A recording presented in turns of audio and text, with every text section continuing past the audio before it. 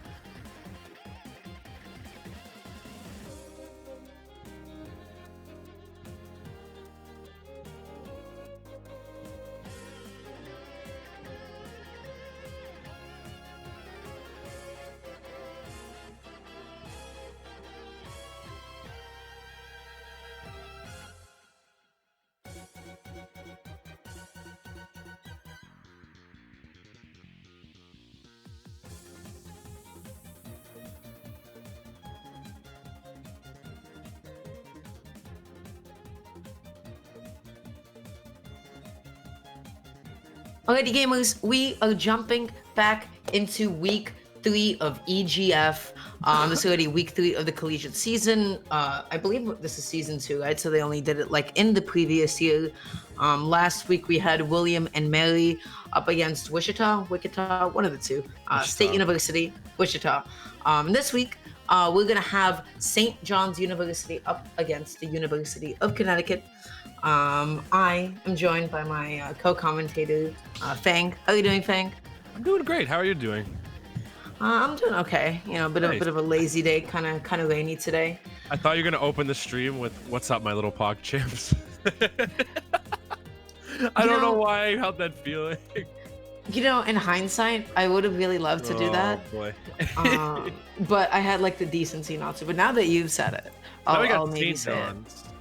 And the University of Connecticut, UConn, two schools that you'll typically see in March Madness, but now they're here in your collegiate Smash League for your viewing pleasure.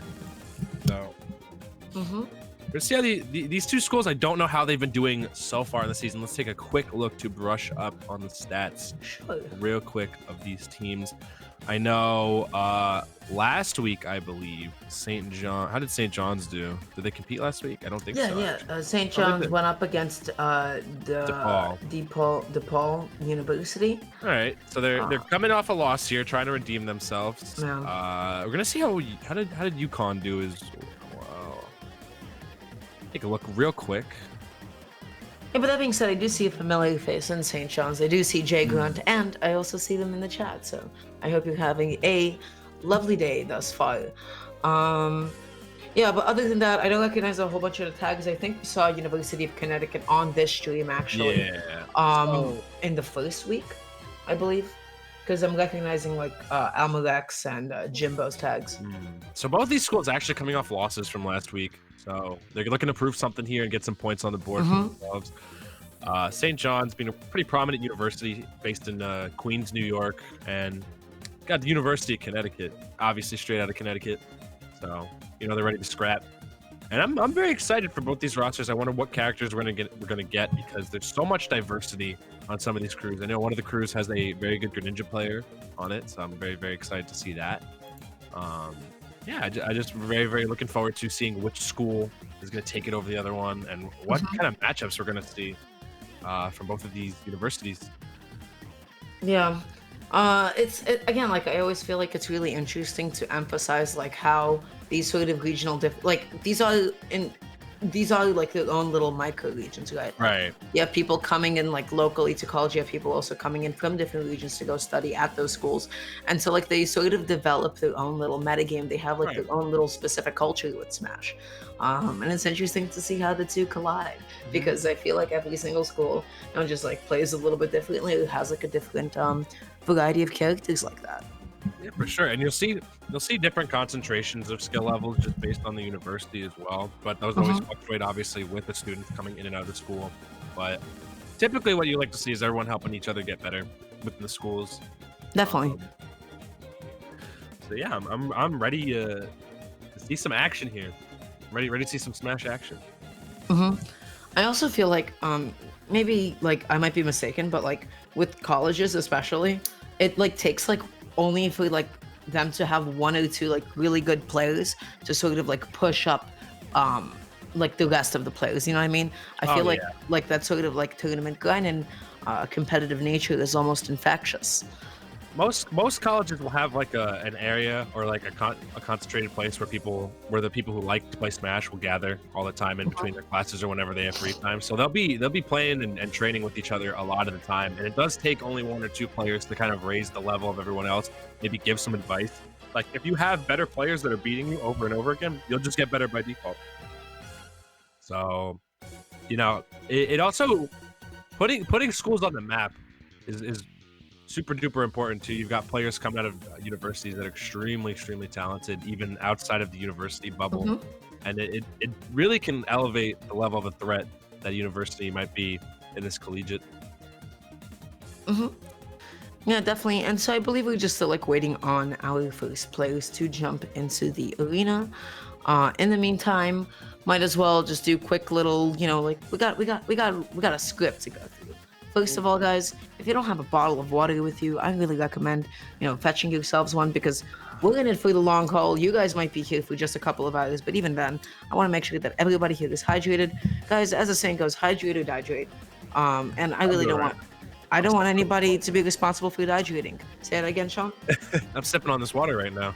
Yep, I got a massive like 2 liter with me, and I've just been sipping on it through. I'm gonna be sipping on it through the rest of the evening. Mhm. The second thing is, every now and then, guys, please don't forget to stretch. I'm gonna be reminding you this a billion more times throughout the day. It's a nice way to get your blood pumping, just to make sure that your muscles don't get sore. Third, if you aren't, you should be following EGF SSBU on twitch.tv. Nice little Mhm. purple button there. It costs absolutely nothing to do it. Uh, and just, really shows support to the collegiate, as well as you should probably be following our stream producer as well at House of 3000 on Twitter. For the past 2 weeks, like, Devin's been doing a great job of putting out some, really good high quality production. He Mhm. really does good stuff here. And House of 3000 has done a fantastic job for Tri State. And then you should also go follow my co commentator, Thank, at FanINS on Twitter. Oh my. Also, make sure you follow Dara because that was beautifully said.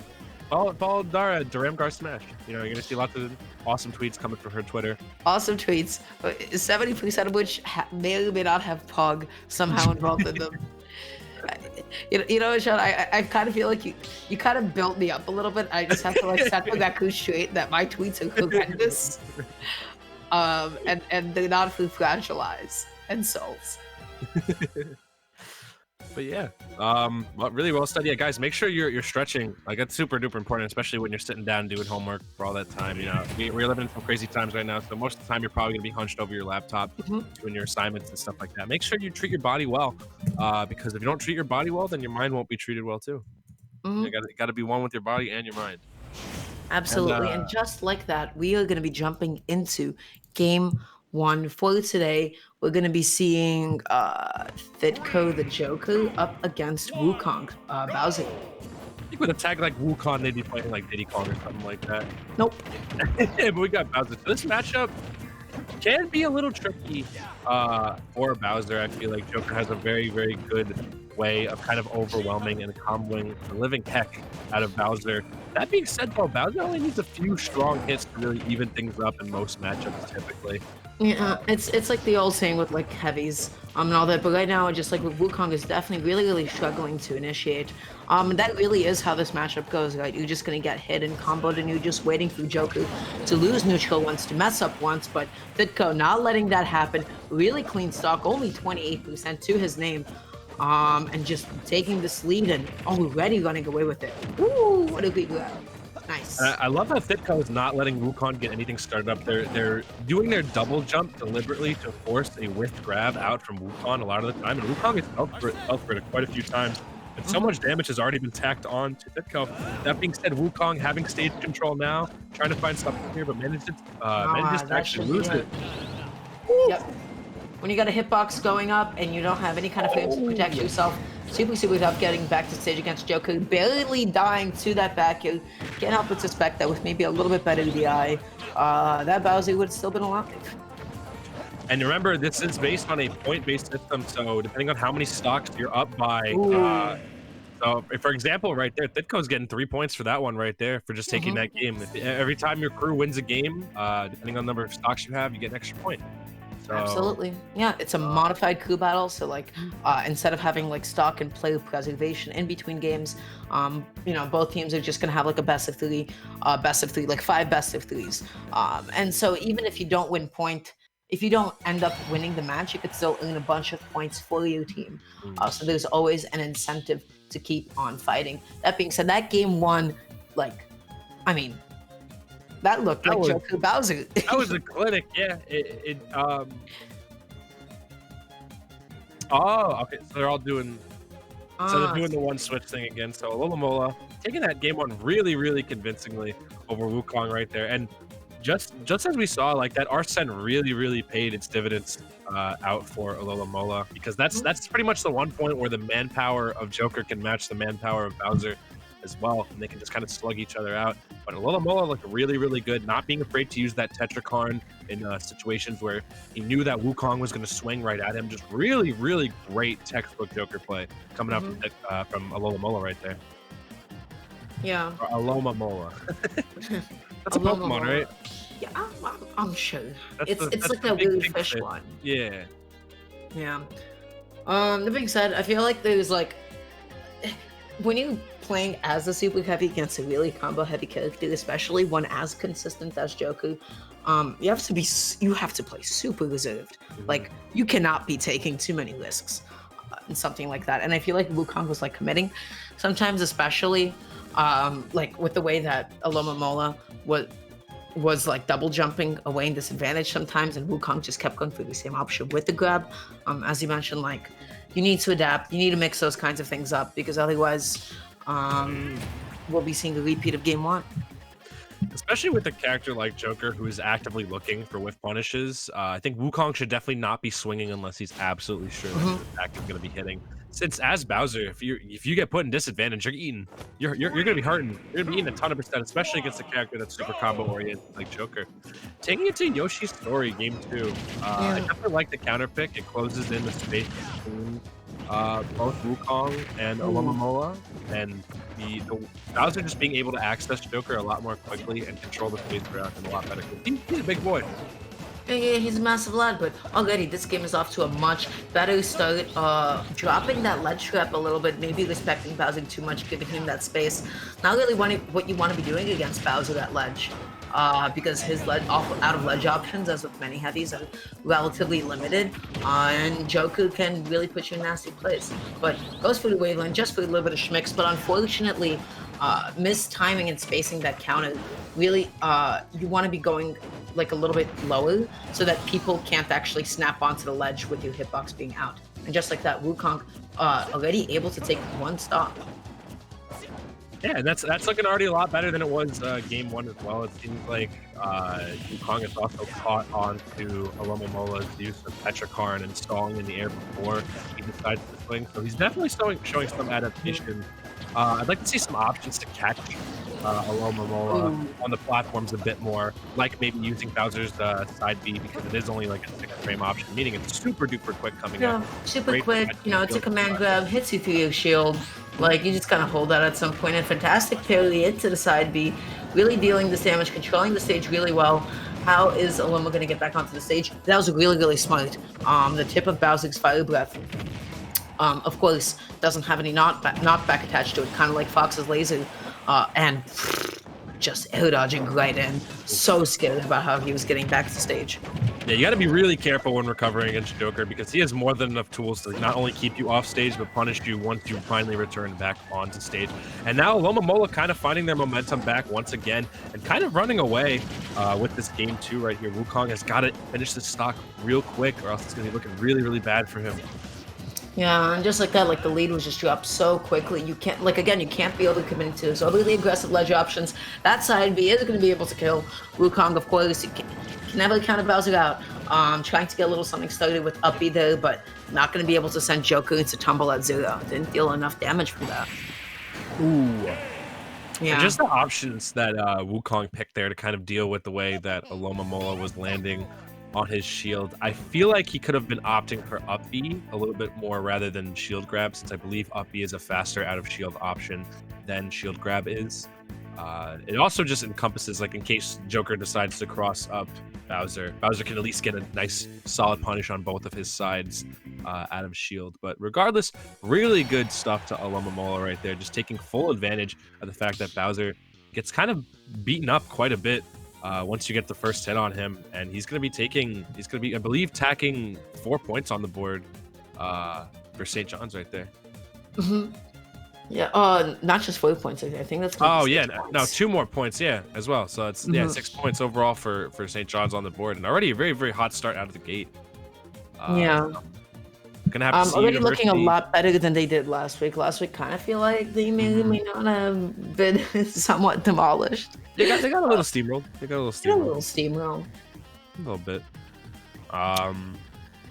But it's UConn's chance now to fire back with this next group of players because, as has been for previous streams as well, after 2 players play their set, that's it. They have been used up and they cannot play a second set. So it's up to the rest of the team now to send in a player that will hopefully put them back on the board, or at least get them on the board to begin with. And if they're going to be going off of their team order, sometimes they deviate a little bit. We should be seeing Thitko. This time we're actually going to be seeing Thitko up against SHSP. I unfortunately am not particularly familiar with either, but I'm excited to see how and who they play. Once again, guys, if you've been enjoying the stream, make sure you drop a follow to EGF SSBU for more crazy collegiate Smash action. You can also drop a follow to both Devin at House of 3000 and also Duramgar at Duramgar Smash if you're enjoying the production behind this as well. Thank you guys so much for joining us here today on this beautiful Tuesday. It's pretty nice out today here in New York. So if you're a St. John's student, don't be afraid to take a little walk outside. I didn't even know St. John's was in New York, but yeah. it is. They're in Queens. So don't be afraid to take a little walk outside. It's probably the nicest it's gonna and warmest it's gonna be in fall for a while, since we are nearing the end of October right now.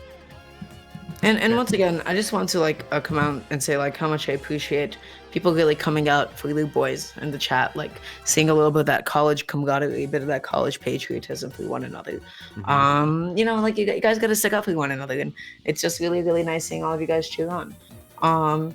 So yeah, I'm really excited to see how the dynamic of the chat is also going to shift throughout the day.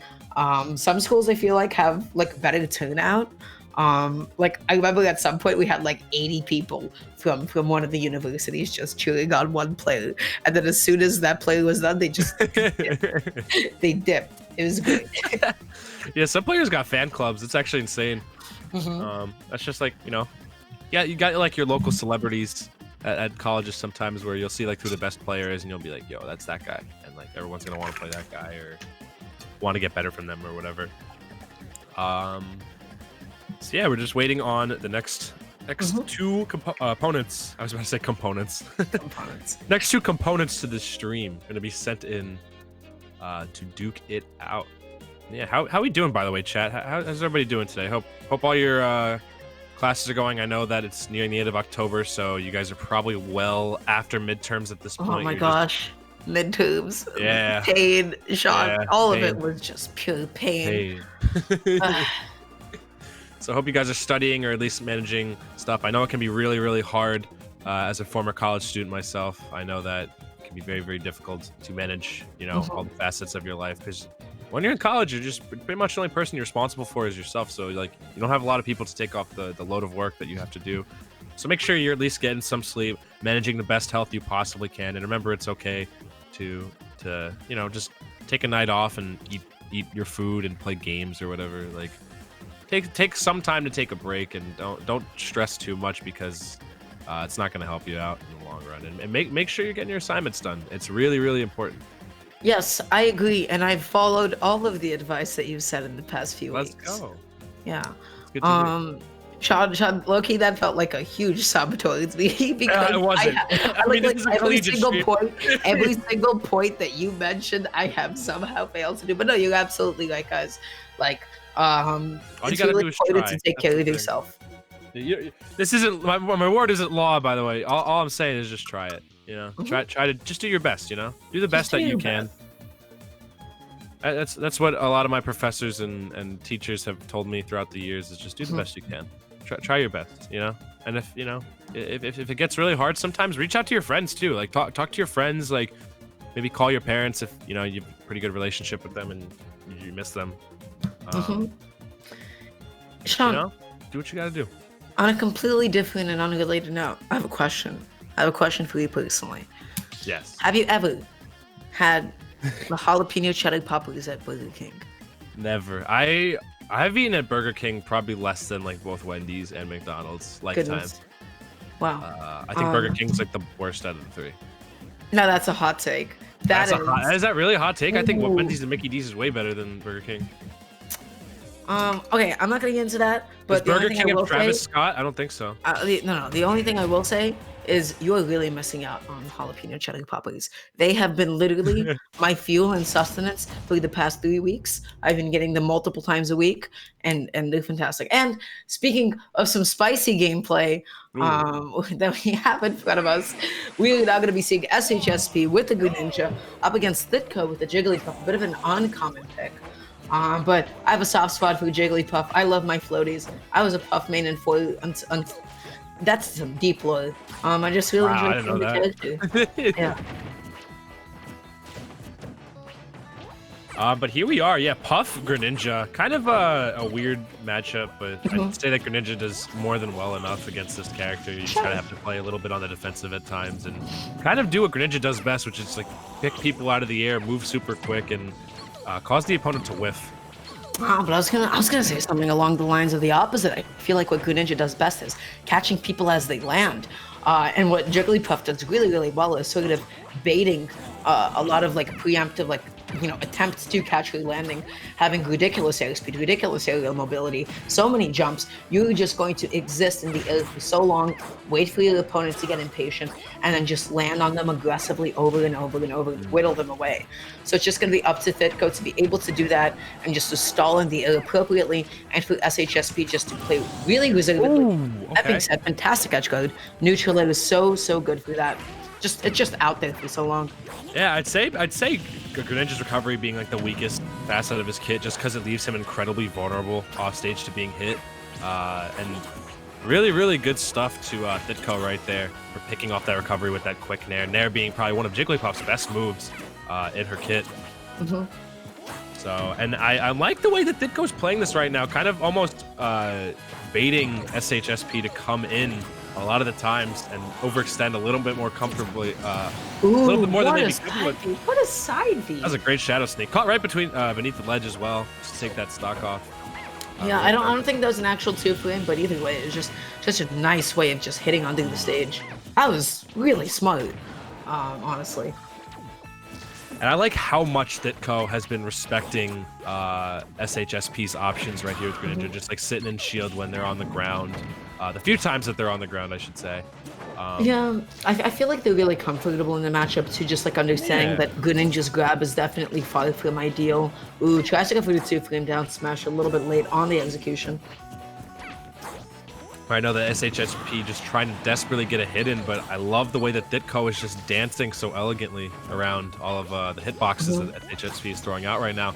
And they've got to get something started. They have to call out the movement from Jigglypuff while they're in the air, or use their more safer ranged options, such as Fair or back air, to kind of poke out rather than approaching pretty brazenly with Nair. And honestly, this is like what Jigglypuff does best, is like just play the game at like her own really specific pace, and just sort of like wait until you get impatient, wait until you start swinging, and then Jigglypuff has all of the tools that she needs just to be able to play around that. That water shuriken almost killing, going to be trying to opt for a high recovery, just barely missing the back air. As find a way to get off of ledge, is able to do so aggressively. That move, so active, man. Woo!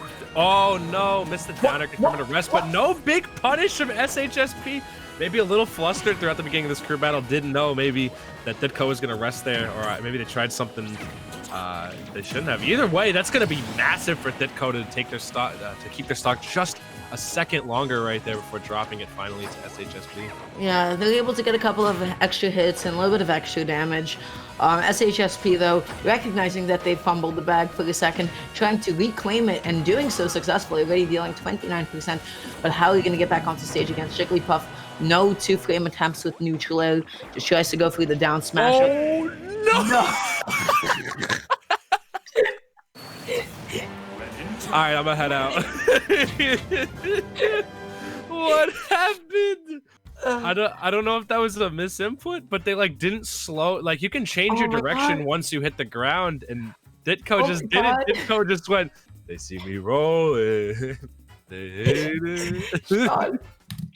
That was Ditko's game. That was Ditko's game to take. And then he just left. He just said, no more. I can't even do this. If I'm SHSP, I'm popping off with the boys right now, because SHSP has finally got Recon on the board. I would have popped off if somebody SD like that against me. I would have said, let's go. In a crew battle, we take those, honestly. Listen, game 10, bracket reset, grand finals. I'd go, let's go. And then just say, shake my hand. Do it.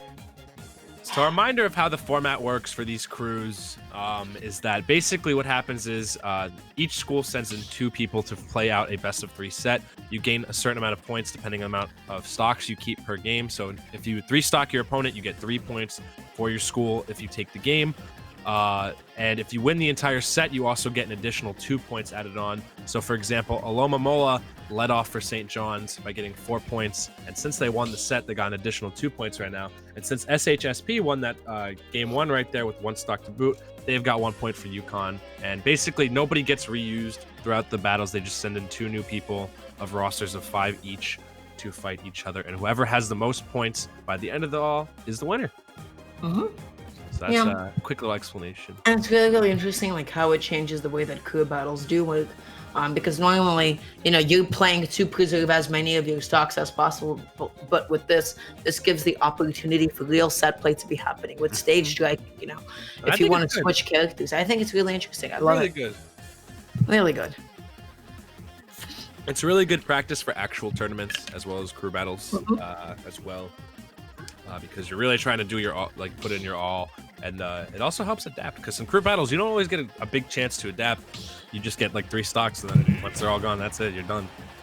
So hopefully Ditko can not reel it back in at 34% by just going for neutral, being the center of the stage, because they had the momentum for a very, very long time, for that pretty much that entire game over SHSP, but then that kind of took the wind out of their sails towards the end there. Wow. So it's really, really important for Ditko not to lose heart and just keep their head in it, because the set ain't over just yet. Well, Ditko is just like so aggressive with that opening, just like holding forward, going in on Greninja, no fade backs, really jumping in today.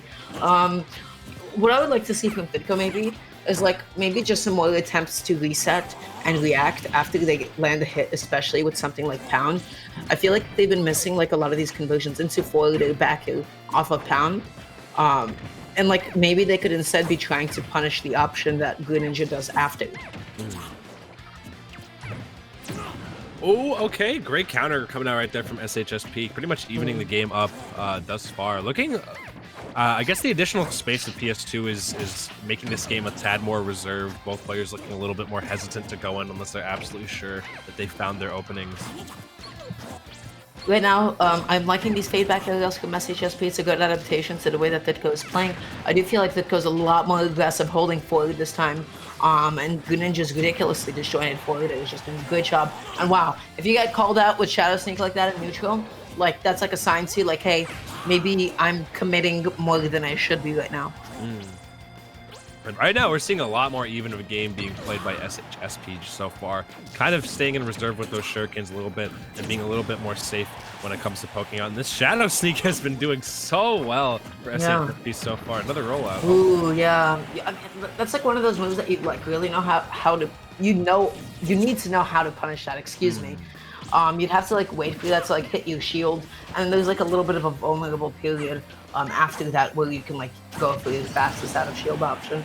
That being said, able to clean up the stocks, completely dead even. Ditko once again just going and holding forward, trying to get something started with Pound, but you know, SHSP gonna start getting those whip punishes with Shuriken. When we're seeing right now, Ditko just trying to find their way in with these aerials, unable to get anything started up. It seems like the movement and the range that SHSP has to respect, he's become a little bit more cognizant of it over the duration of this set, because it's looking like a struggle for Ditko to be just getting in right now. Yeah, not just that. I feel like the way that Ditko is approaching is starting to be quite linear. We are seeing just like a lot of short hop falling fair, short hop falling pound, short hop falling aerial. Right, we're not seeing fade backs. We're not seeing any empty jumps. Oh no! Please, okay. There you go. They were of it this time. Adaptation. Yeah, trying to get the dare confirm right there into rest. I know it's a very, very tight window for a lot of players to get it, but I like that what Ditko is trying to go for right now. Mixing up their punish game option was just perfect. Yo, that was really good. That dash attack and a down smash was excellent to keep Greninja off stage right there. Now Ditko is finding themselves up after seemingly struggling towards the former half of this game. I honestly like to see like a couple more like dash back F tilts, dash back F smashes from SHSP, because like Ditko is sort of like indiscriminately going in with these falling aerials. That being said though, that is a good Greninja off stage against Jigglypuff. Good aggressive way to get back on though, using the forward air. Yeah, Greninja really good at catching landings as well. So if SHSP can become a little bit more aware of the pattern that Ditko is landing in most of the time, they're going to be able to take and that's the dash back F smash. That's exactly what I'm talking about. You know, like when somebody's like holding forward on you like that, all you have to do is just slightly adjust your spacing. That being said, really good stall off stage to avoid the first down smash. That second down smash is not going to be connecting either.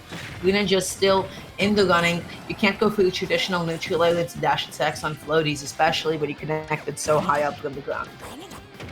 Now, SHSP fighting his way to center stage again, but that dash attack being so powerful coming out from Ditko right there, going to catch that landing. And Ditko going to rein it back in for game 2. Really, really close, tight set so far. We've been seeing 1-1 on the board for both schools right now. So I'm very, very curious to see who's going to take this game 3 and the additional 2 points for this set. This has just been a slugfest so far. I mean, honestly, I don't think that dash attack, that dash back smash from SHSP was particularly random. I think that's just like a big sign of like, okay, they understand how Ditko is going to be jumping in, how Ditko is going to be breaking space, how they like to initiate. And if SHSP is just able to make a mental note of that right now and go into game 3, like under like the heavy like presumption that this is how Ditko will be playing and pacing the match, they could get so many good whiff punishes. Oh, absolutely. So I'm curious as to what stage they're going to go to next for this game 3 as well. I know you have they are doing like regular traditional bans in between games here, because this is like a legitimate best of 3 set. I feel like the adaptation that SSP needs to make is start utilizing Greninja's great tools a lot better. I feel like they could be vortexing Jigglypuff a lot more, because Jigglypuff is that perfect weight and size to be comboed really, really hard by Greninja. You just have to get that one startup. And right now they're playing more of a chip hit game, whereas I think they could be pushing their advantage a lot further. Yeah, that's true, but I also feel like, especially on Greninja's end of things, Puff could be like somebody that's really, really difficult to sort of like stay consistent on. Like the stuff that normally works, nail into dash attack, nail into creativity, dash attacks, down tilts. Jigglypuff just gets popped up in whatever which way, and because of just how floaty she is, she's not going to be falling down anytime soon. We could see him calling out these aerials too. I feel like a lot more as well. Like you noted before, there was a linear pattern to how Ditko was approaching for the majority of the time. So I feel like SHSP could be calling that out a bit more. I know Jigglypuff's aerials have a lot of range on them and can poke out really, really consistently. But if SHSP is just better with his spacing, I feel like he'll be able to explode Ditko a lot better. And FD, I think this is a great counter pick right here for SHSP. Being Louded is most likely Greninja's best stage. Right now, I think SHSP needs to make use of Greninja's disjoint. So we see like how he's trying to sort of jump in on Jigglypuff, doing pound, doing all of these aerials, without recognizing that a lot of these attacks actually cover the entirety of Puff's body. And just like going through so many trades, and Jigglypuff does tend to win more trades with her damage output. So definitely not favorable for SHSP to keep forcing these interactions like this. Ooh, we see right here, but Ditko doing a really great job so far of just keeping SHSP off of them, almost like kind of just playing more wally outy, for lack of a better term, this game. Just trying to keep SHSP from having too much advantage right here. I think center stage control is going to be very important for this game, just by nature of how FD goes. And Ditko has got that locked down super hard right now. SHSP trying to go deep for the edge guard. Interesting option to go for the up air. Wouldn't have killed. Probably would have put Jigglypuff in a more favorable position to then counter edge guard SHSP. So I'm kind of glad that didn't connect in some way. But right now, I feel like SHSP is able to get the punish on the forward air, but not much else off of that. Like again, like Jigglypuff's a bit awkward to combo with that. I'm liking these landing nairs in place from SHSP to try to just, that's one of Greninja's best landing tools to keep the opponent off of them as well. But now just being even, these guys have just been completely even with chip hitting each other for this entire set. And again, Ditko is just abusing Greninja's complete lack of out of shield, landing with pound, which does so much shield damage, and you can't hold it a second time, so sometimes you're just gonna have to be eating the hit. What SHSP did there was fantastic. So a lot of the times, Ditko has been kind of landing directly on top of SHSP. Greninja's up tilt is a perfect, and Greninja has the speed to run under and up tilt Jigglypuff on landing too, to prevent them, almost as like with an anti-air, to start something up for themselves. Yeah, no, that's exactly what it is. It is an awareness. anti-air. It's like a nice hitbox that's, that doesn't leave Greninja too vulnerable. Especially if a character is jumping in a lot, you should be going for your anti-airs. If they're going for a lot of falling aerials, airing them is a little bit difficult, especially if they initiate it before the peak of the jump. That being said, this is Ditko's edge going to get able to get a dash attack for the coverage, almost connecting that up smash, but just spacing it appropriately on shield. And I think catching these landings is also so important for SHSP as well, because it can lead Greninja into other stuff that they want to do, and they can set up for 50-50s, like using up air or using back air to catch air dodges or fade-ins or something like that. It's super duper important to use Greninja to anti-air a bunch of characters, especially characters like Jigglypuff, who primarily do their battling in the air. But wow, these landings, and again, just knocking out these aggressive recoveries. You have to be so much more careful when you're getting back to stage against Jigglypuff, because honestly, she's either gonna go for like a neutral air off stage or for the down smash 2 frame. She really can't be doing much else. unless she goes like really deep.gov and tries to go for an early stock. That being said, though, SHSP now is the one that's trying to start to force these interactions with their own falling neutral eggs, just going through full hop nair, not able to connect it into the up smash just outside of the percent window to be able to do so. And yeah, just going like chip for chip for chip rather than getting all those extensions that Greninja's known for. And this has been so scary for both players. Neither of them has been letting the other establish a very solid lead the entire time. So the momentum has just been back and forth this entire game. That being said, though, SHSP finding a very, very crucial opening there with that up smash, really forcing Thitko to respect on landings a lot more. And the F smash to catch that landing is going to win SHSP the set right there. I really feel like SHSP just intimidated whatchamacallit. They forced their hand a lot more that game for sure. They were just there was belligerent. They just said, I'm going to do F smash. I'm going to do F smash again. I'm going to go for another dash back F smash. And you know what happened? Thitko messed up once, rolled the wrong side of the die just once and fell into it.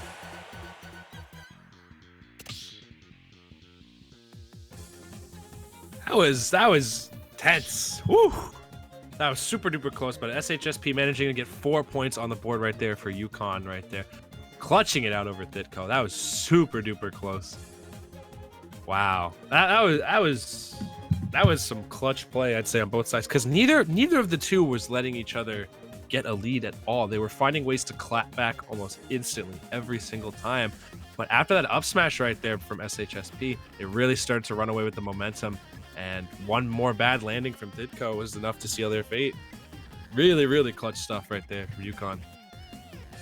Definitely.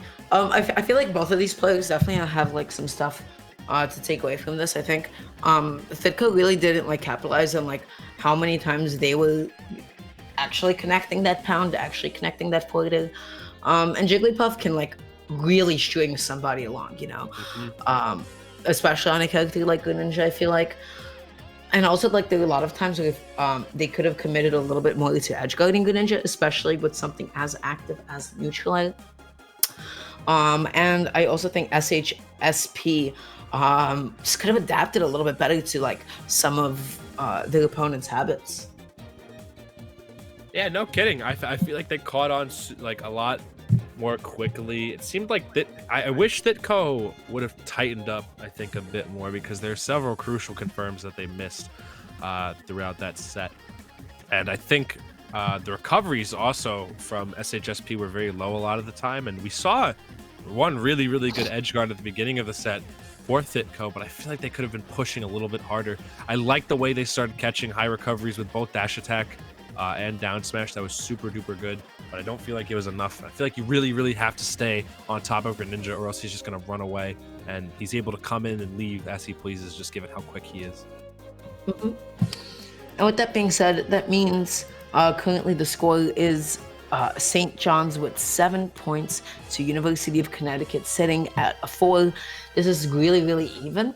I feel like at this point, even just after 2 sets with most other schools, we've already seen like a much bigger like difference in the points. We like see like, okay, one school is clearly going to be, you know, dominating the rest of the match. But at this point, I really can't tell who does 3 points. Negligible can be wrapped up within a game. So it's almost dead even. And I believe next up will be J-Grun and MCCCC. I'll just say MC for short. Nice to see J-Grun actually participate. Yeah, for real. Very notable Ninja player coming out of New York. So, no bias, but no bias or anything. Oscar room for my boy. no bias for Tri-State. Oh, he's not.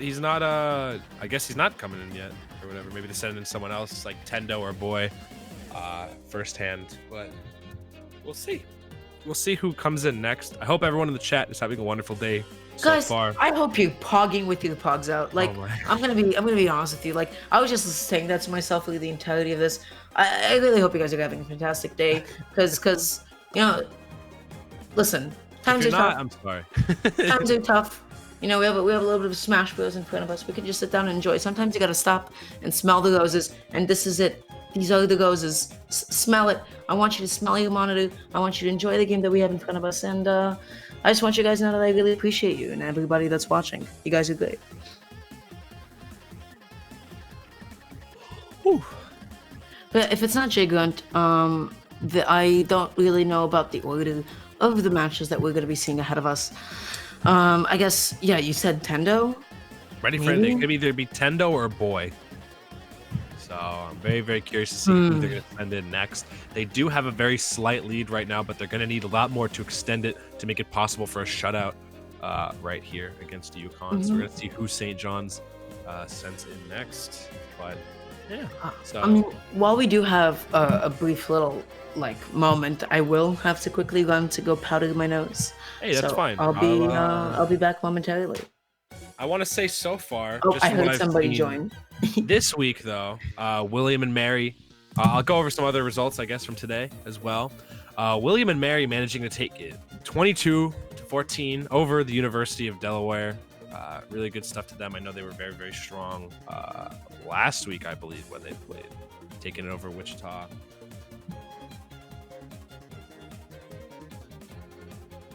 Oh, so apparently Jay Grunt is having some technical difficulties with the Switch. It do be like that sometimes. Also, sorry for the little pause right there. Oh, wait, no, sorry. I'm reading off of last week's results. Oops. Oh, goodness. I don't know. William Mary taking over Wichita State University. Oh, last week. Never mind. Ooh. Oh, no. Okay. Jesus Christ. William Mary taking over University of Delaware 22-14. And then William and Mary, I guess, fighting again later at 4:30 against the University of Colorado. And currently they are up 6-1 on them right now. I'm taking a look at the other universities that have played today, and it doesn't look like anybody else has actually played today just yet. So yeah, that's the one match we've had today so far, but that's crazy. I didn't realize that schools could play more than once per day, so that's good. Oh, that's wow, wait, good. they can play multiple times per day? Yeah, I'm seeing two sets here, or two crew battles here for William and Mary, and looks like they're doing pretty good in both of them thus far. So they're looking like a very, very good school right now coming out of this. I forgot how they did really well last week against Wichita State University, taking them 16-11. So they're definitely looking like a big favorite in this league thus far. That being said, gamers, we are now jumping into the third set of the evening. We're going to be seeing So this is either Tendo or Boy. Oh no, Mel. So they subbed in. Somebody. They subbed in. Up against MC. This is Cloud and Rob, two very prominent Wi-Fi characters, I believe. MC is definitely going to have to be pretty careful about the way that they're landing on Cloud's shield.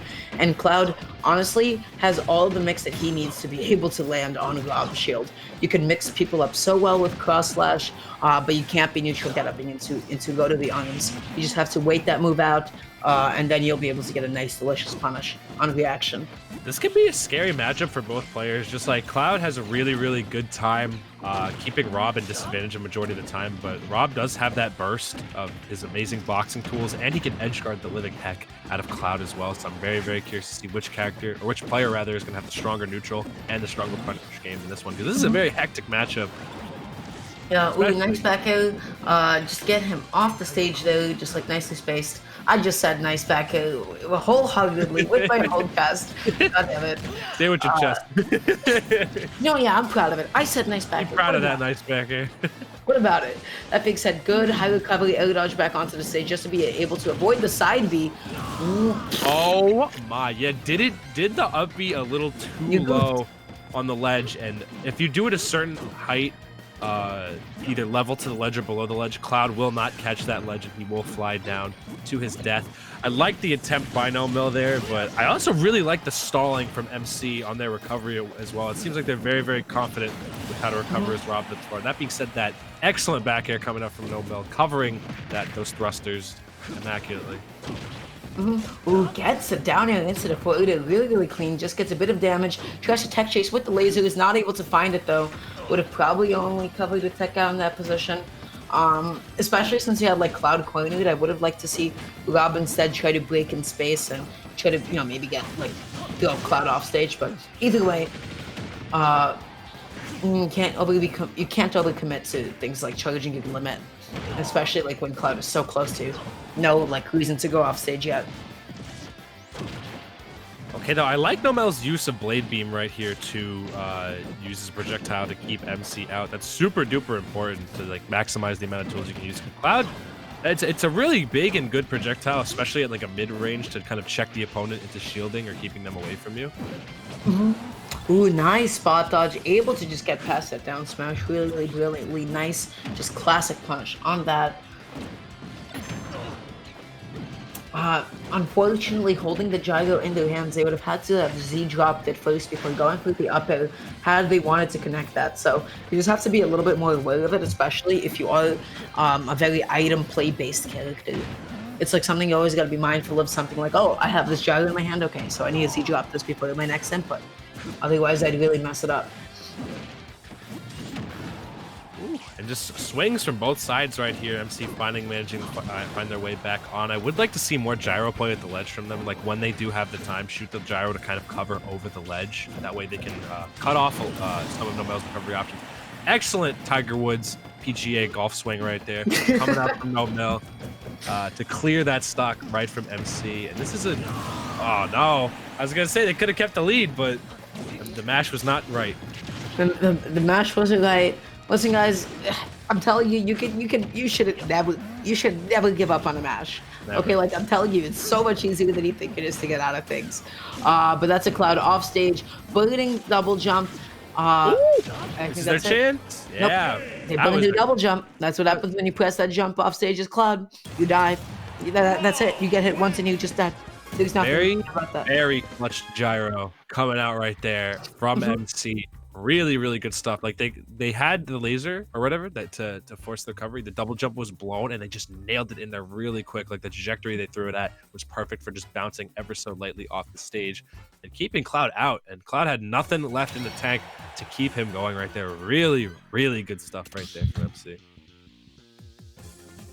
So kind of sneaking that game one away from Nomel. It looked like Nomel was kind of running away with it a lot of the time, just how they were catching recoveries off of MC, but MC hung in there really, really nicely. Yeah, no, definitely. I just think going into game two, like Nomel just has to be a lot more careful with the way that they're burning the resources off stage as Cloud.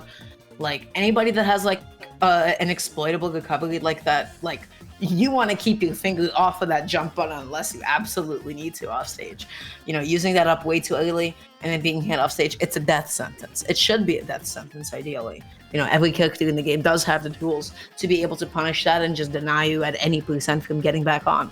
And so like a critical flaw like that, you know, just makes it so difficult. And Rob, completely the opposite, right? Like super generous with his recovery, very, very like lenient and open to like quite a bit of margin of error, honestly. So I don't really think stages are going to matter crazy too much between these two characters, kind of since they excel really well at the same thing, which is juggling each other or just keeping each other out. It's just going to be a matter of comfort in terms of if they want more or less space to get in on each other most of this time, just based on what I've seen from how they're both playing so far. But both of them looking very, very confident with a lot of their options that they've been picking, like really, really crisp edge guards, really, really nice clutch gyros coming out from MC. Also, just the way he's been boxing when he is put in a close quarter situation with Nomel. So I'm very, very excited to see how this set is going to go. I feel like it's going to be a real close one. Yeah, so I assume they're just taking their sweet time, striking their stages, and of course that is the benefit of actually having this modified crew battle format, right? Because generally speaking, I don't really know how it works in crew battles. Typically it's like, you know, so like more or less in crew battles, it's typically the same. Each side will ban either 2 or 3 stages, depending on how many stages are legal throughout it, just based on my experience in the Smash Crew League, the Smash Crew series. I think it's called the SES. So that's traditionally what I would assume would happen here. I believe they would only get like 2, 3 bans max on each other. It's just like a traditional best of 3 set. Yeah. So I really don't see a stage like that is particularly Cloud and Gob favored in this matchup. I think they'll both do decently well no matter where they're at. They both kind of, you know, they both do pretty well in the same things. Hmm. This song's still a bop. Yeah, no, Snake Man is super Snake sick. Man goes on. Snake Man is ridiculously sick. Yeah, it's one of the best tracks in all of Mega Man. If you guys haven't listened to it, you should go and do yourselves a favor, and just put it on all of your playlists. It's just a good time. I don't think it would be too much of a stretch to say that Smash has like the best OST of any game ever, like or the most rather versatile of any game ever. Considering it's kind of cheating in that it has both arrangements and original tracks from like so many. I mean, that's cheat. I do think it's cheating, and I don't. Is it think, cheating? Here's the thing. I think if you consider all of the remixes, then sure, there's an argument to be made that it has a really good OST. But I will say though, not having a good amount of original music as opposed to like these native games that do have all of their own original music, I feel like it's an unfair comparison. You know, it's like saying your playlist is better than an artist. You know, like they're different. That being said, game 2, opting for Battlefield, like Rob has to respect for the most part. Cloud pressing all these buttons on shield, and oh my goodness. The reason that hit twice was because he got clipped by the gyro on the start of his up B, so he managed to get the rising hit of up B twice before going in. And speaking of bangers, I hear Snake Eater right now playing in the background, so we're gonna see some hopefully James Bond-esque play from one of these two players right now. And Nomel kind of just sneaking in there with all these up airs, just juggling the hell out of MC right now.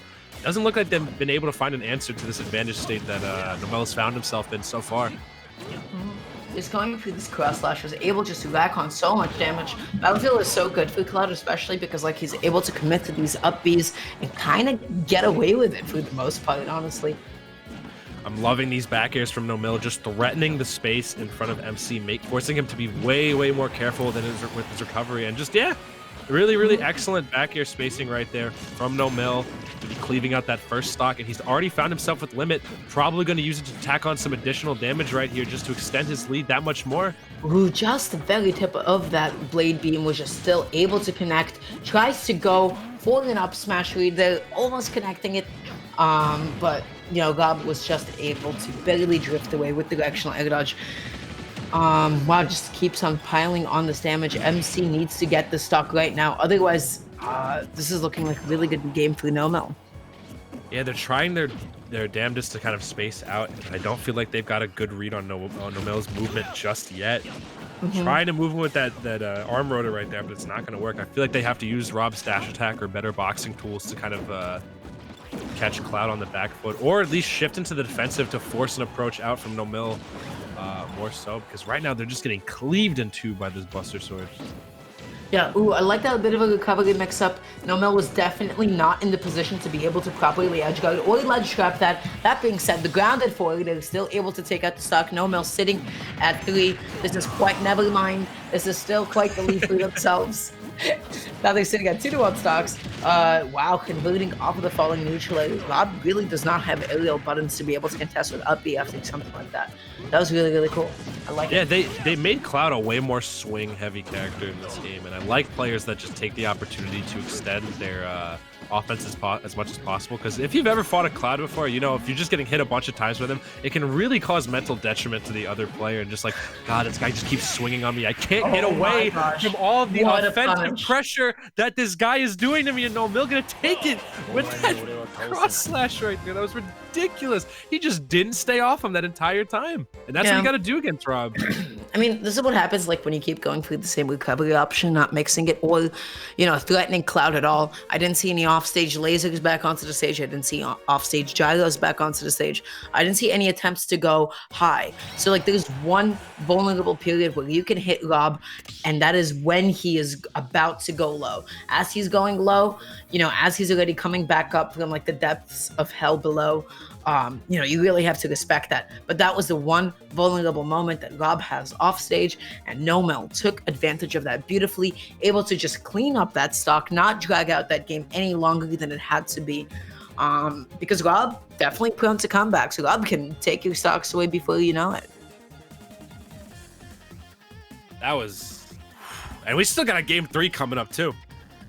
That was only game 2, so that, like, MC is going to have to make some fat adjustments if he hopes to save himself from this some set juicy right adjustments, some absurdly massive adjustments. I would say MC, I feel like, was way too scared that game. I felt like they were just getting completely overwhelmed and were forced definitely to be respecting Cloud's absolutely. options way too much. 'Cause there are a few points where No Mill was whiffing or recovered above ledge just a bit too high, and I feel like MC could have taken way more advantage of that. Also on his recoveries, I feel like counter edge guarding or counter hitting the opponent when they're trying to encroach on you a little bit is really, really good, especially with Rob, who can do a lot of options to stall his recovery in the air, just using up air or neutral air, just as quick get off me tools that'll make his recovery that much safer. And I'd like to see more laser and gyro coming out just to keep No Mill at bay. You know, Rob does have the options to force characters who can play very rushdown heavy like Cloud to kind of back off and reconsider their options quite a bit. So I'd like to see that adjustment coming out from MC. Yeah, no, definitely. MC was playing it like MC was definitely like capitalizing where they needed to be in game one, especially like with those recovery denials, like really understanding like where Cloud is at their weakest. So hopefully they can bring a little bit of that back into game three. Here we are, game three. MC up against No Mill, 9-5, still a pretty even point count, and they're going to be opting for Town and City. All right, so I definitely like the stage pick a lot better. Gives MC more space to kind of take a breather and start setting up that gyro and laser once more, as opposed to Battlefield where there wasn't a lot of like movement, wasn't a lot of real estate for MC to navigate around where Cloud wasn't already occupying it. And I don't know, both of them are just kind of swinging right now. Nobody able to get too much off, just going hit for hit at this point, while really scaling MC, forcing that low recovery just with No Mill's own presence. No Mill really smart, just going back onto the ledge, really not pushing it, not forcing their way back on. That dash attack though, not enough to scoop it up. And we're seeing more of a similar mantra this game from No Mill in comparison to the last game, just taking as much stage control as he can, staying within that mid-range of Rob. So it's not an option where MC can comfortably zone out No Mill. And No Mill has been taking full advantage of that just by encroaching on him with these retreating back airs, forward airs, even that cross slash coming to the clutch. MC looks so threatened every single time that No Mill jumps, just sitting in shield, sitting scared, just waiting any opportunity that they can to reset, not being able to get any sort of whiff punishes or catches on the landing whatsoever. We're seeing them start to swing a lot more this time around though, just trying to wall Cloud out as much as they can. Love that arm rotor right there to kind of get Cloud off. Tries to once again go through that kind of denial, does miss space to gyro, but that side B is just going to catch him pressing buttons on the edge there. Like, such a good way of just catching a whiff with a spot dodge. You're just not doing anything at all. Okay, both of them just kind of feeling each other out once more in neutral. Oh, this is big for MC, but he misses the punish right there. Gotta be ready. Yeah, I mean, again, they're just both kind of swinging, no punish on all of those whip jabs. MC was just looking for upsetting stage like, man, what are you doing? Absolutely not. I like though that they're actively trying to fight back a bit more this game. I think they realized they got smothered super duper hard on that Battlefield game, and now they're trying to keep Cloud out of their zone by catching jumps too. Catching Cloud's jumps is super important, just because this character will try to do most of his aerials while he lands on you. You won't tend to throw anything like too high out, so it's important to call out those jumps when you can. And Rob has a lot of pretty good anti-air tools, namely his well, pretty much just one, which is that excellent forward air that you see MC throwing out right now. Goes for the down throw, not still able to connect that up smash. Yeah, you know, like either you can press some buttons quickly or you can't. Not a whole lot to say about that. Able to get one forward there. He doesn't go for the double fail. That is a Cloud off stage without a double jump, but immediately goes back on, understanding that they could get away with it at that moment in time. That could have gone bad so quickly. Oh boy, No Mill committing. Luckily getting away with it. Okay, MC has the advantage once again, getting that grab right there, but now he's stuck in the air with an angry Cloud with limit. Sean, I hear the church bells. I can see the gold ring around his ring finger. Oh boy. Okay, shooting that blade beam off right now, buying MC a little bit extra time, and not as much damage that No Mill could have been tacking on right there. This is so scary. It's pretty much whoever covers the ledge first on the other person and anticipates with ledge trapping really, really well. That's a really good dash back. I'm a fan. Just sort of baited out the option and then position himself to be able to punish that and the goal in simultaneously. Ooh, good choice not to extend. They were able to get the forwarder. How is Nomel going to be able to get the sedge guard? MC opts for the opposite side. Oh, wow! What a great recovery! The double schmicks. Just waited out that limit. That was brilliant. Oh no! Still nice to dash attack either way. GG's. And that was the first time Nomel used dash attack that entire set, actually, to take off that stock right there. Really good stuff to Nomel. MC though almost breaking his ankles though off stage, under the stage of all places, which was pretty insane. But Nomel just keeping his cool, finding his win condition and his opening. That cloud dash attack being very potent. That is going to extend the lead for St. John's over UConn right now by 5 points. And with that being said, I will quickly run before the next game starts. And I'll be back momentarily. So yeah, we're looking. Got you. We're looking at a 12-5 lead right now for St. John's over UConn. So it's looking pretty nutty right now, this crew battle. UConn kind of forced to fire back as they have only taken one set so far out of the 3 that have occurred. This lead definitely isn't insurmountable by any stretch of the imagination. It'll take probably like 2 good set wins. Actually, no, only 1 like clean sweep right now to catch up fully. So the lead is not too far out of UConn's grasp right here. But it seems that St. John's has gotten some momentum to start up right now, as there are only about 2 members left on each crew. So if UConn is going to do something, they got to dig deep quickly and find something right here. So I hope everyone's doing great in the chat so far. Thank you so much for joining us here at EGFC's Collegiate League right here. We're in season 2, week 3. So we've been at this for a little bit thus far.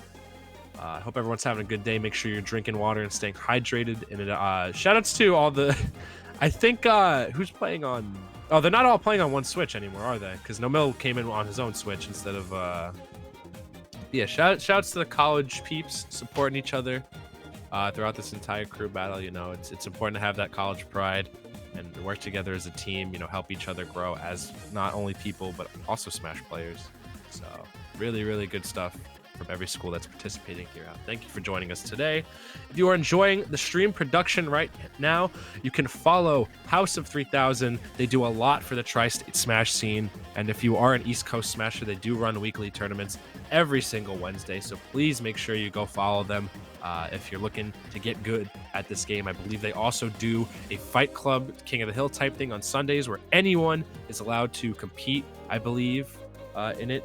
So definitely check them out. You will not be disappointed. If you are enjoying the words pouring out of my mouth right now, you can follow me at Fan9S on Twitter. I also have a Twitch channel, twitch.tv/Fan9S.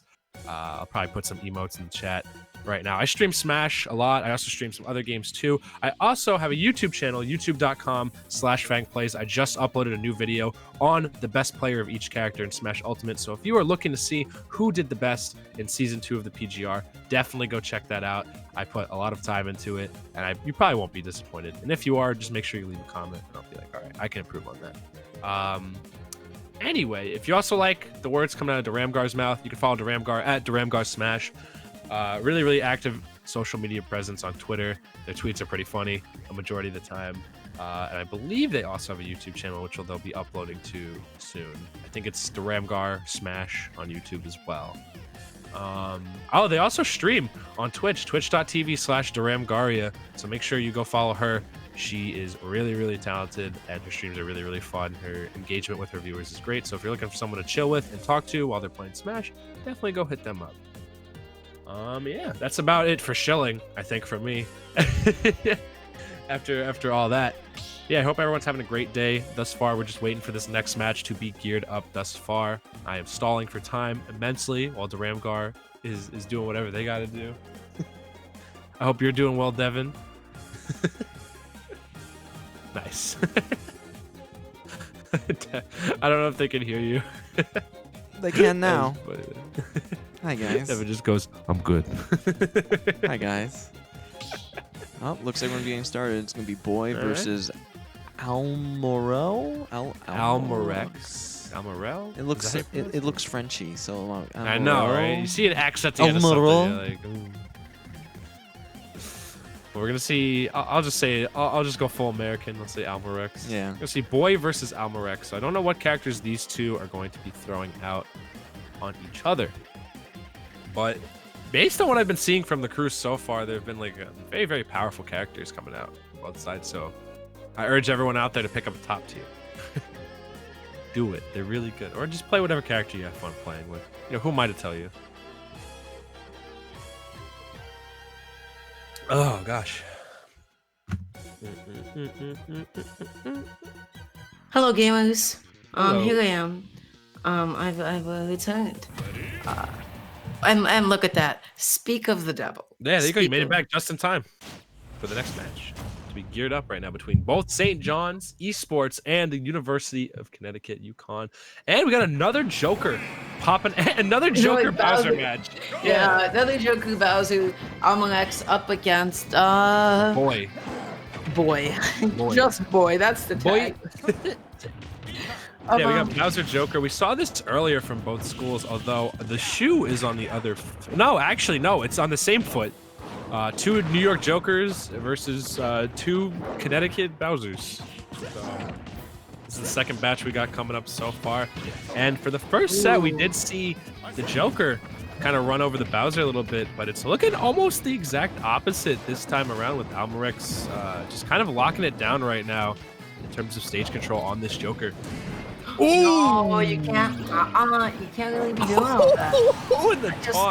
That's just a tough one, man. I like it. I like that. Almorex looking very, very confident, saying, "Yeah, SJU may have the lead right now, but I'm about to clap back." Bowser, I feel like, is one of the best characters to teach you how. He's both a lesson in playing him and playing against him. He's like a character who will condition shield. That's what he does, right? He conditions you to shield. He'll either command grab you, or if he's so confident, he's gonna go for the down B. And if you're playing against Bowser, it's like how you learn to deal with people conditioning your shield.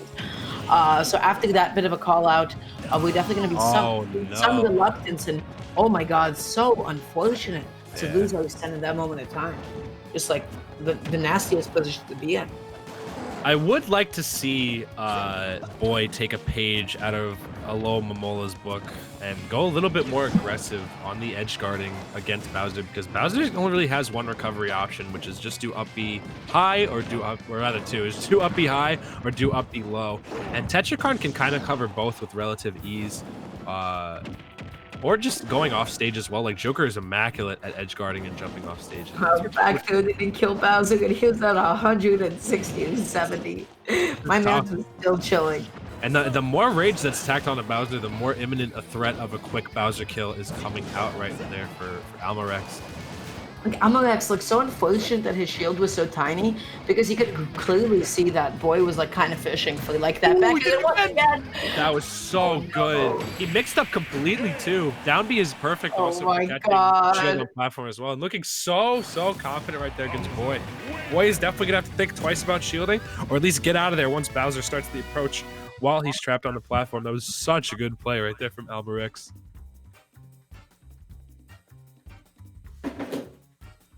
Honestly, you can't get caught lacking against Bowser.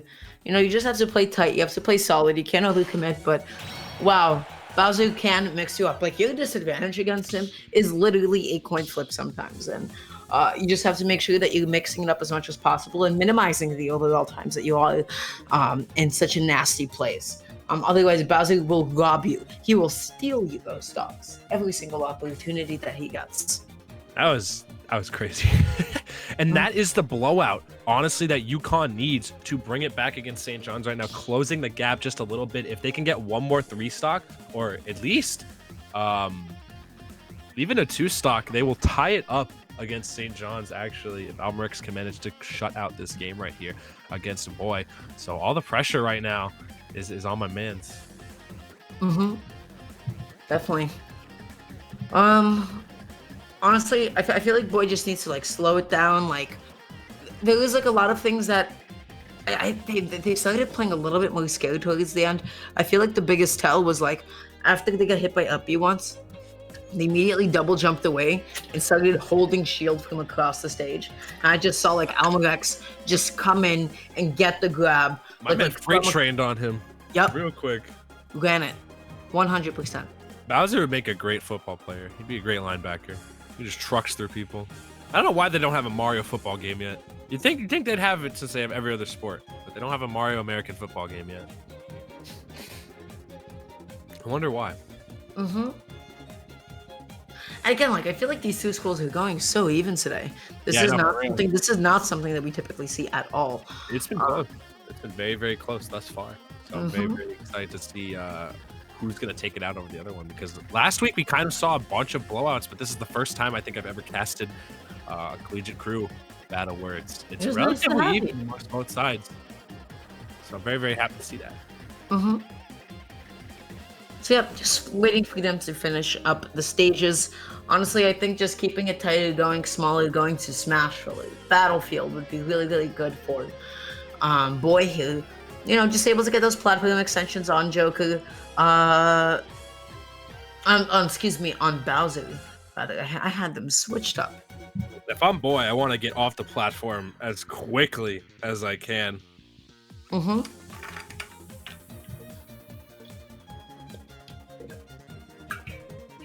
Just want off of that thing, man. Like, it is pain to be stuck on the platform against Bowser. He'll just keep up tilting and up smashing it, and every now and then he'll try to mix it up with, either a command grab or a down beat like that. And it's just like, man, this is pain, The first thing that you always want to do against Bowser is just keep those feet planted. Just keep those feet planted. You never want to be above him. And hopefully we can just take it from there. Look, that looked like a very, very terrifying game one for Boy right there. So hopefully they've been delivered a quick shock to their system real quick, and they can recalibrate a little bit after that game.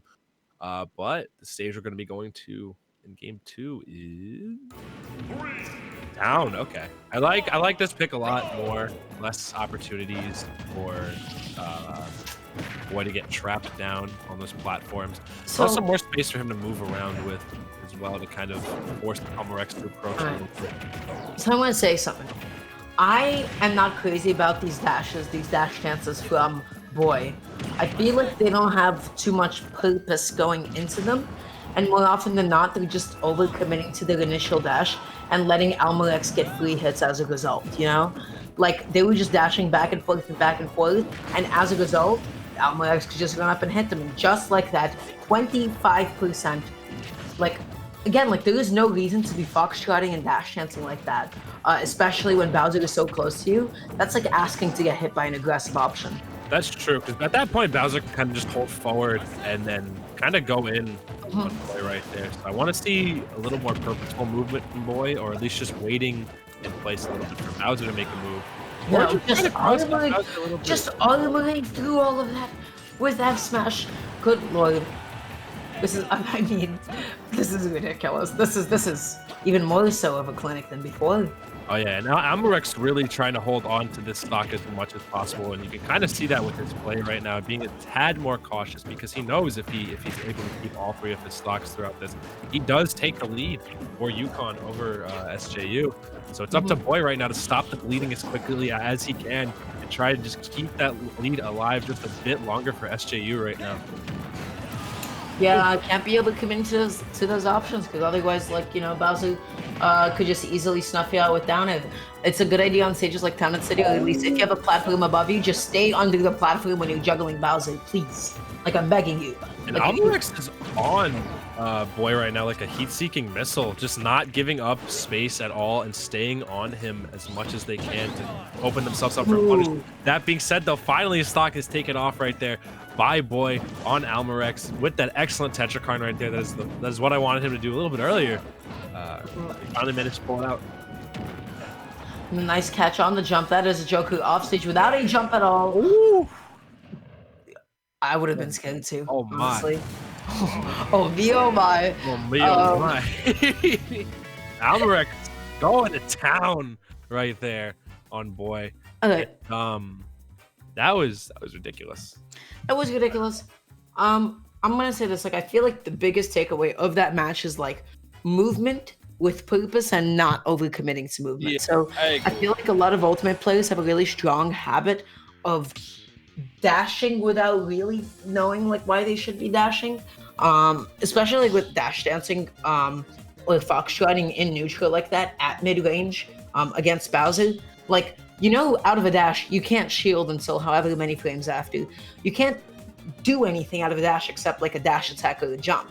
Like, you have to wait until that dash becomes a run. And as a result, if you're constantly like dashing back and forth with foxtrotting in neutral, it just creates all of these huge windows of vulnerability where you're asking to get hit because you have almost no access to any defensive options whatsoever. Any kind of burst option at that point in time will be able to hit you if you're dashing back and forth. That's why it's like a much better idea to like, either jump to places or, just be running from A to B or walking, you know? Oh yeah, definitely. It really comes down to movement with like a purpose, as you said before. Where you're picking your spots very smartly and not giving up stage control when you don't have to. I feel like a lot of the time, Boy was giving up stage control for almost no reason when neutral was barely underway, and it allowed Almarex to find his way in almost a little too easily. I feel like Joker can play the walling out game a little bit better, just like using guns or AHA to kind of mix it up just a little bit. That way you can keep Bowser kind of at bay with both projectiles, and it's going to force him to either be a little more cautious, or you can have more movement options at the drop of a hat at your disposal. So I think that's some stuff that Boy definitely needs to chew on, some food for thought right there. But we have the final match coming up pretty soon. We got J Grunt and Jimbo being the last two players. We're at a hot 12-12 right now for both schools. So whoever takes this takes all the marbles for this crew battle right here. So we're just waiting on both players to come on in to the arena right now. So this set decides everything. So J Grunt is gonna have to make something happen here for SJU. And same thing with Jimbo. It's on their shoulders. So both of these anchors are gonna have to do what they've been set out to do, which is anchor, which just means put the ship in the dock and just hang in there. I'm very, very curious to see what's gonna happen here, Duramgar. It's me. I'm Duramgo. I've never called you Duramgar before. I actually I was like, huh? As soon as he said that, because it's been so long since somebody called me by my full tongue. Hello, Duramgo. Hello, Duramgar.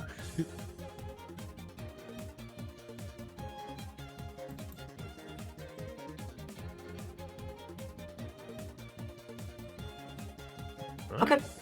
So I think we're actually going to be going into a break right now. St. John's is like, they need like 10 minutes for themselves, something, J Grunt, something. So we'll be taking a quick little intermission before we jump into the final set of the evening. Guys, this is 12-12. This is the tiebreaker. This is it. This is their moment to shine. So we'll see you guys in 10 minutes. See you soon.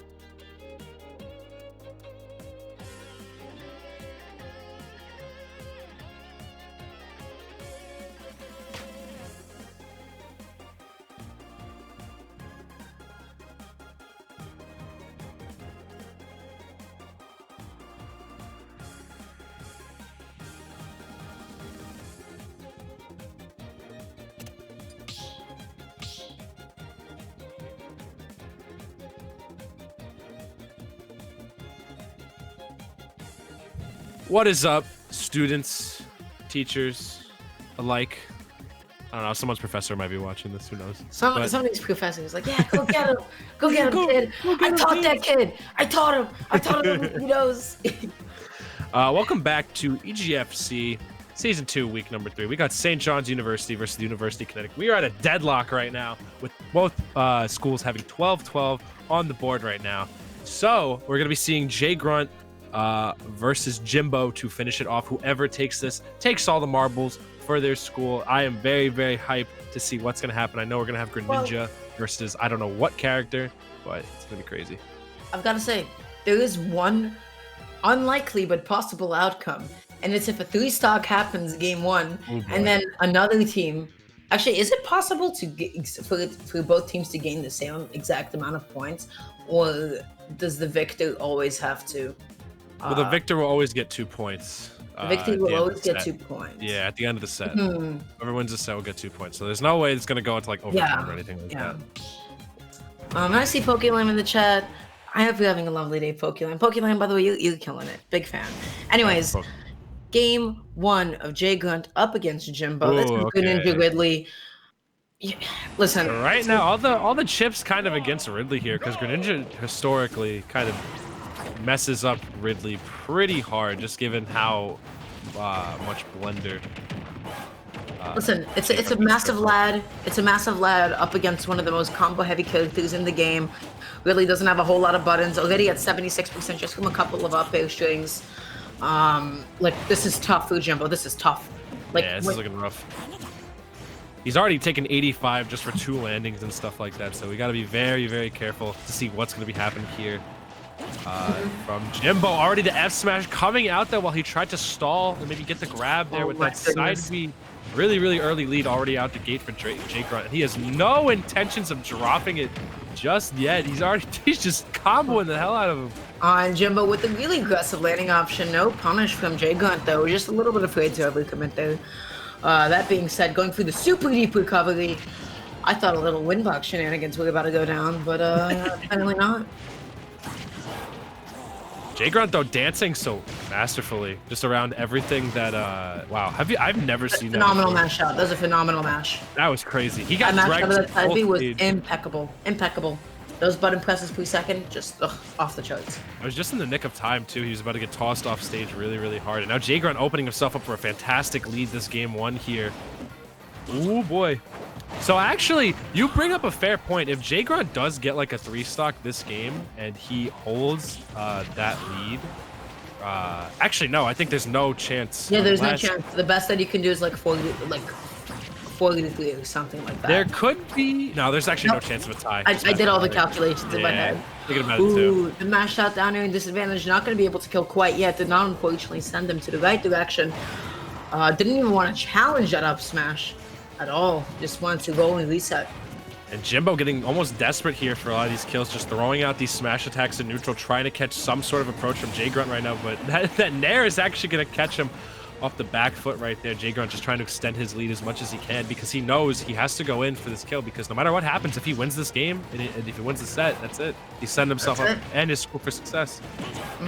So, you know, a lot of relays will go through that. Like, they usually like hold A during the side B just to catch people mashing out. But if you're mashing out jump and stuff, you can catch Ridley for committing to that. And just like that, Jimbo lost neutral after that side B was put off stage and killed a really, really solid, clean control of the stage by Jay Grunt. That was a clean stock. That was whatever Greninja should pray for against like big characters like Ridley. Like, just really, really great combo game. Stayed on him the entire time. Didn't give Ridley any time to get anything started. The only kill actually, which is just a counter edge guard off stage from Jimbo. So I think Jimbo's gonna have to dial it back, play a bit more passively, because against a character like Greninja who can really blow you up after one whiff, it's really, really crucial that you keep your composure and don't give Greninja more opportunities to get his openings than he usually has. Yeah, and you know, Jimbo did like start making like some strides, you know, towards slowly starting to bring it back at the end there, but it was definitely like really, really too late to some extent. It's tough, you know, like when you lose a matchup, sometimes like you lose a matchup, like when you get hit, you will be getting hit like this. there's really nothing else to say other than like Jimbo has to play like a lot out of shield.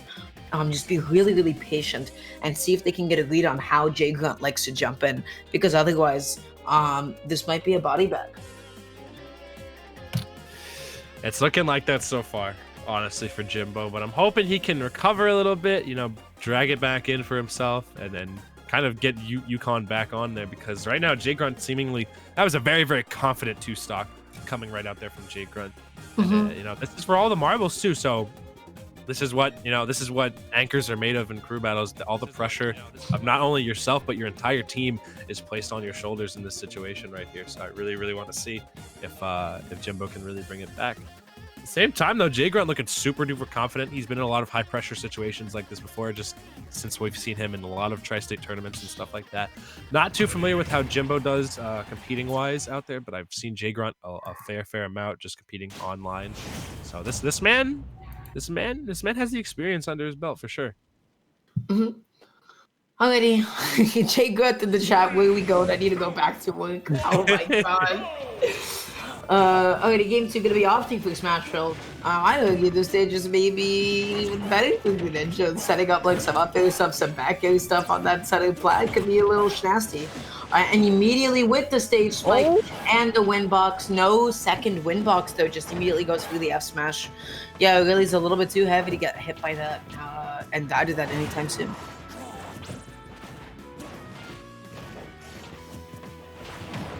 And yeah, okay, just the upbeat and neutral coming out from Jimbo right there, just saying, F it, I'm going in, bro.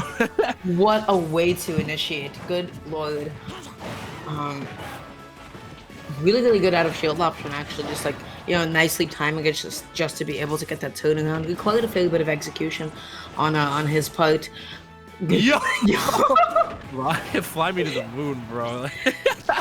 Jay Grunt just launching. I love these hydro pumps right there because. And did you see how bizarre that hydro pump was? Yeah, he was sent nowhere. He soared. That second one, he was sent nowhere. That first one, he flew, but after that second one, absolutely, like he just stood in place.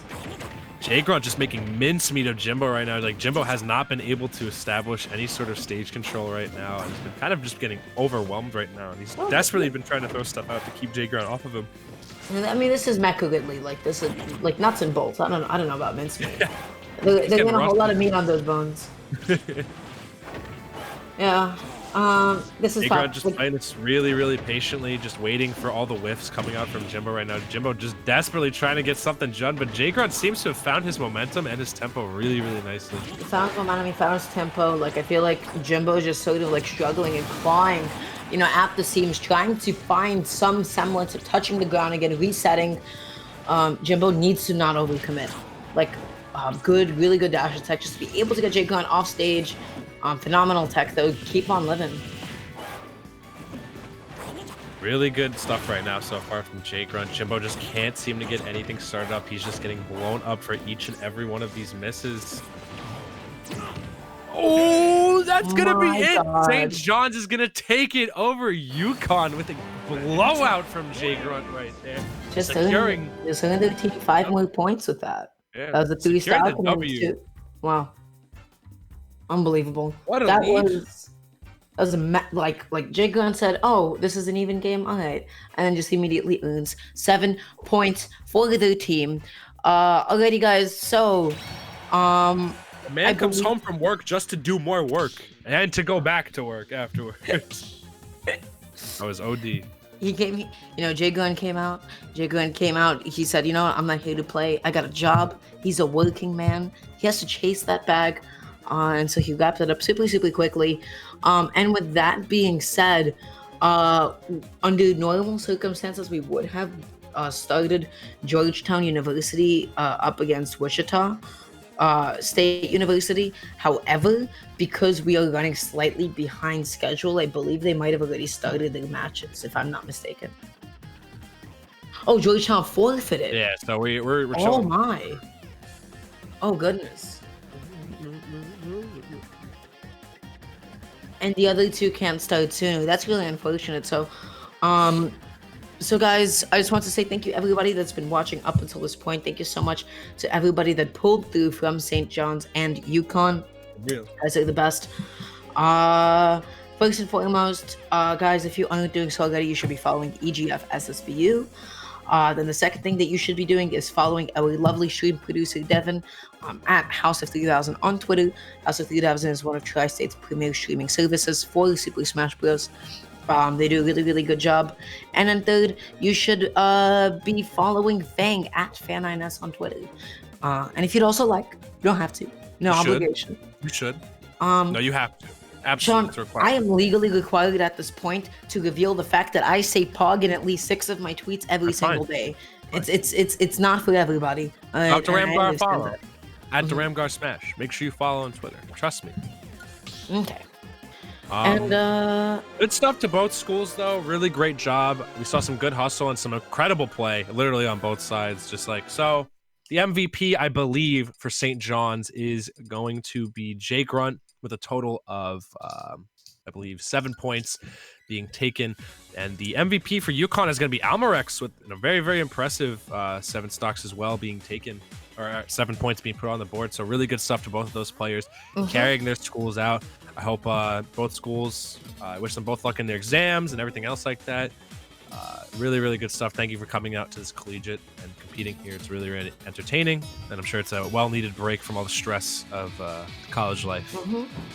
Alrighty, guys, and we will be seeing you later at 7:30 p.m. for Siena against Manhattan College. I think that's what we're doing. Siena? One of those two.